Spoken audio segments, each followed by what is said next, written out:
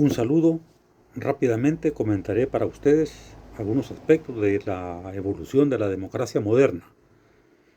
Es decir, este desarrollo democrático que comienza a darse en la Alta Edad Media, eh, sobre todo cuando el poder de los reyes y los príncipes comienza a ser como repartido o contenido por instituciones y prácticas que los mismos reyes, eh, príncipes o los grupos de poder, tanto nobles como burgueses, eh, pues ponen en práctica. Hablamos de el 1300, 1200, 1300 después de Cristo, casi en vísperas del Renacimiento. Una práctica importante para contener el poder que concentran príncipes y reyes son los parlamentos. Y el desarrollo parlamentario es clave para pues, entender este resurgimiento de la democracia. La palabra todavía no aparece. Tratarán varios siglos en que la palabra democracia se ponga en circulación nuevamente. Sin embargo, pues el parlamentarismo y la palabra parlamentario y parlamentar llegó para quedarse en el lenguaje político. Y la democracia moderna tiene en el parlamento y en el parlamentarismo uno de sus ejes más importantes, ¿verdad? Ok, entonces, además de esto, es bueno tomar en cuenta que la Carta Magna, como se le conoce, es de 1215, la Carta Magna británica. Y en ese documento, en esa Carta Magna, precisamente se destacan algunos elementos según los cuales, o a partir de los cuales, el rey de Inglaterra y los diferentes reyes van a ir cediendo parte de su poder y van a tener que repartir su poder. Además de comenzar a discutirse algunos elementos de las libertades de los ciudadanos y de las personas que habitan el reino. Aquí se abre ya camino y comienza a abrirse camino una manera de entender la democracia que va a ser la nuestra, ¿verdad? En segundo lugar, el Renacimiento, que es una época 1400, 1500, una época de cambios espectaculares en la cultura, en la manera de ver la vida, en la manera de ver al individuo ante el universo, la naturaleza, su cuerpo, en fin, la libertad y la capacidad individual para conocer el mundo, la naturaleza y cambiarla, y cambiar ese mundo y esa naturaleza para sus beneficios. El Renacimiento replantea o comienza a replantear, porque el Renacimiento es nada más es el punto de partida para cambios que van a dar lugar a la modernidad, a la época moderna. En el Renacimiento, esta discusión filosófica, cultural, que retoma ideales y una tradición cultural greco-romana para ponerla al día y actualizarla y usarla como plataforma para repensar lo que está pasando en ese siglo XIV, ese siglo XV, pues un autor importante, entre otros autores, ¿verdad?, del Renacimiento, pero de cara a la discusión política, es Nicolás Maquiavelo. ¿Verdad? Maquiavelo es un autor que retoma el pasado romano, el ideal de república, y al hacerlo pone en discusión y actualiza el concepto de república. Además de abordar la política desde un punto de vista estrictamente secular. Es decir, la política para Maquiavelo es un asunto de poder, de cómo se conquista, cómo se mantiene, ¿verdad?, cómo se reproduce, cómo se pierde y cómo se puede recuperar de nuevo. Y eso es lo que Maquiavelo analiza. Le interesa obviamente a él la estabilidad de la república. Le interesa que el príncipe, lo que diríamos ahora el presidente, el príncipe logre asegurar su mandato, para lo cual tiene que compartir poder, discutir con otros, ponerse de acuerdo, pero también imponer su voluntad desde lo que serían decisiones ejecutivas. El príncipe y las características que Maquiavelo describe del príncipe, del gobernante, son características que irán volcándose e irán permitiendo identificar a los gobiernos ejecutivos o al poder ejecutivo.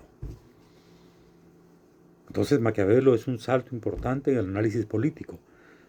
Desde el punto de vista del nacimiento o resurgimiento de la democracia moderna, pues su ideario de república y haber puesto en circulación el término, pues permite anclar la discusión de ese momento contemporánea a Maquiavelo con un legado y una tradición que viene de Roma.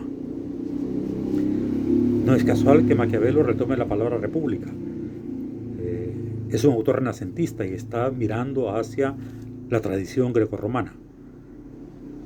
Y esa palabra se vuelve muy potente en la nueva época, en la época en la cual Maquiavelo pues, está discutiendo.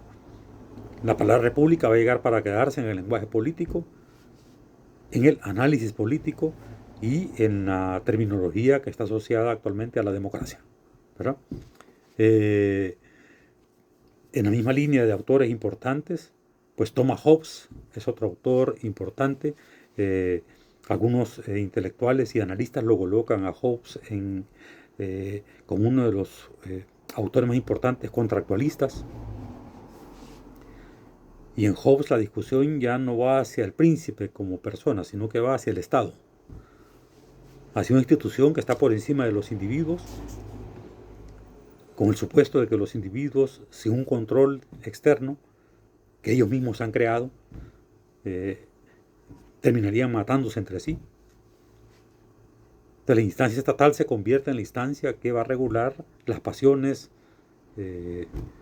los temores, la inseguridad y las ambiciones, sobre todo de poder, de quienes habitan el estado de naturaleza, como dice Thomas Hobbes. Entonces con Hobbes estamos introduciendo también la noción de Estado y del poder del Estado, que es un elemento importante en la teoría democrática o en las teorías democráticas. No podemos hablar de teoría democrática sin hablar del Estado. Hobbes es de los primeros autores que no solo asumen el tema del Estado, sino que le dan unas características bien particulares. Es decir, un poder superior que controla, que regula, que mantiene el orden y que dispone de los súbditos.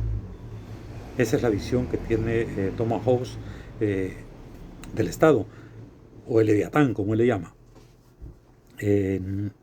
Hobbes coincide su vida con la de Cromwell, Oliver Cromwell, que es el gran líder político británico que está justamente en las batallas que se libran en Inglaterra hacia 1500, 1600, que es la vida de ambos, ¿verdad?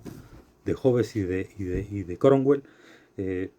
Este último está batallando y está en las disputas por las libertades, por los derechos, por el control de los reyes, por el desarrollo parlamentario en Inglaterra. Aquí se está cocinando ya un ideario distinto al medieval y distinto obviamente al que se desarrolló en la época de los griegos, ¿verdad? En la misma línea de autores importantes están pues John Locke. Está John Locke, que es un autor relevante porque John Locke, con su segundo tratado sobre el gobierno civil, en este documento, este segundo tratado, John Locke retoma la idea de la representatividad política y lo importante que es que haya representantes en el gobierno civil, pero que estos son representantes del pueblo, del poder popular, de la mayoría, dice John Locke. Y llegaron ahí, dice él, por elección. Y ese es el mecanismo correcto para que haya democracia. En John Locke la palabra democracia aparece ya como una palabra con un estatus propio. De ese momento en adelante la palabra democracia, ¿verdad?, va a quedar ya en el lenguaje político moderno como una palabra que se va llenando de contenidos a lo largo del tiempo. Ya en estos siglos de los que estoy hablando, la palabra democracia tiene connotaciones de libertad, de representatividad, de elecciones, de participación, de control del poder público, sobre todo el poder del rey o de los reyes, y luego cuando los reyes van cediendo el poder a autoridades no monárquicas, pues de los gobernantes, porque esta transición va a ir dándose en un contexto en el cual reyes y príncipes irán cediendo poco a poco su poder.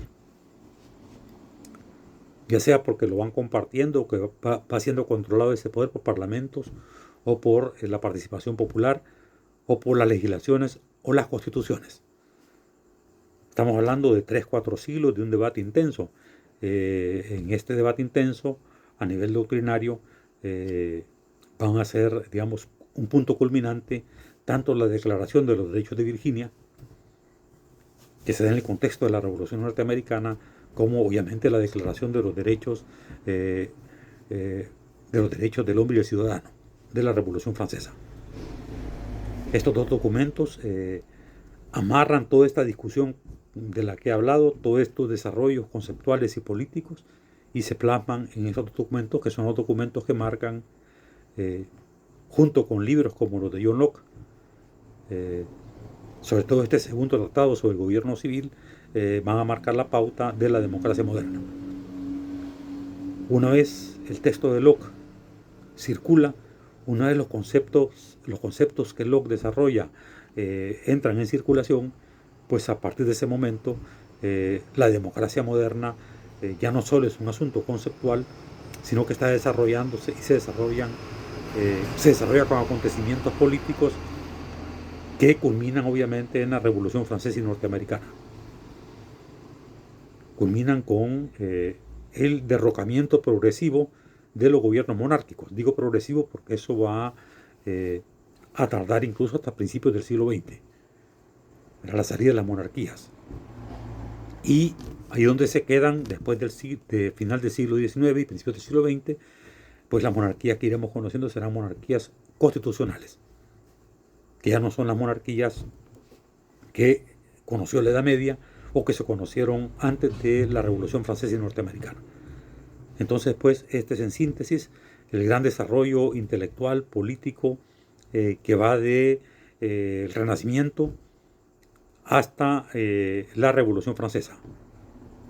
Y en síntesis, en este desarrollo, textos doctrinarios importantes que se van elaborando al calor de los acontecimientos son estas declaraciones de las que he hablado, la Declaración de los Derechos de Virginia y la Declaración de los Derechos del Hombre y del Ciudadano. Son los documentos que sintetizan todas las ideas de las que he hablado. Asimismo, a nivel ya más conceptual y más filosófico, obviamente, el libro de Locke, este que acabo de comentar, el segundo tratado sobre el gobierno civil. Y pues aquí acaba un desarrollo importante.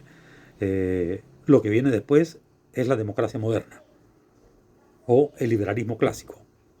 Tienen un texto sobre esto que yo escribí que sintetiza lo que le acabo de decir, pero ya para hablar de la democracia moderna y todo lo que vino después. Pero esta es una síntesis que les quería presentar. Cuídense mucho.